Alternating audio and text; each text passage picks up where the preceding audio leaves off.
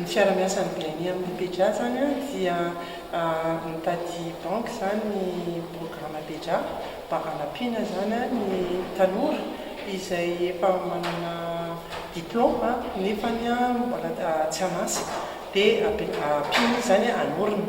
Fantatry ny Beja nefa fa zany arahan'ny banky sarotsarotra be hoe tonga dia mamatsy vola tanora mbola tsy nanana asa na mbola tsy nanana traikefa zany. Dia tao anatin'izay manangataka fiara-miasa aminay BNI zany ny programme Beja dia nahita marimaritra iraisana zany zay ny amin'ny hoe ahoana fomba hanampianay an'ireo tanora ireo.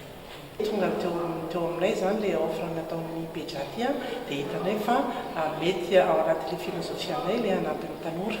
Ilay izy fa marina fa tsy maintsy misy condition napetraka aloha tao anatiny satria ankoatran'izay ilay mahatanora izay mbola tsy zatra miara-miasa amin'ny banky izy, mbola tsy zatra an'izany manorina orinasa zany izy dia izay zavatra rehetrarehetra izay no naravina zany hitadiavana ilay marimaritra iraisana. Dia ny programme Beja rahateo koa moa zany efa hoe mifasilite amin'ilay lafiny avy any amin'ny anjara zareo. Mety ilay fiara-miasa aloha dia tenaina fa amin'ny vokatra ilay izy robo. Ny fanamorana zany raha natao taty amin'ny BNI zany dia ny fanafainganana zany ny traitement des dossiers fa indrindra fampianarana ao anatiny ao aloha hoe éducation bancaire et financière, fampianarana amin'ny tanora amin'izany hoe ohatra ny ahoana ny mitantana orinasa amin'ny ara-bola ary ahoana ny fiara-miasa miaraka amin'ny banky. Ampianay ireo tanora iray dia sady taizainay izy ny amin'ny hoe ohatra ny ahoana zany miara-miasa amin'ny banky. Ity Beja ity tena hafa mihitsy, manampy sy mitantana ny tanora izay tsy hanasa ary mbola tsy dia manana traikefa firy nefany fa vatsiana vola izy hanangana zavatra.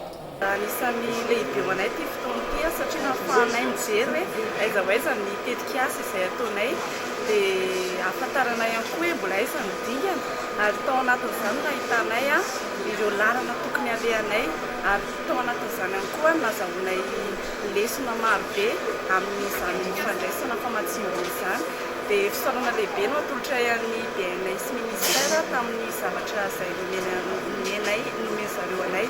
Efa vonona izay ny famatsiam-bola satria efa herintaona no nanaovana ny incubation ary efa marobe koa ireo formation satria ho an'ny tanora izay mitovy aminay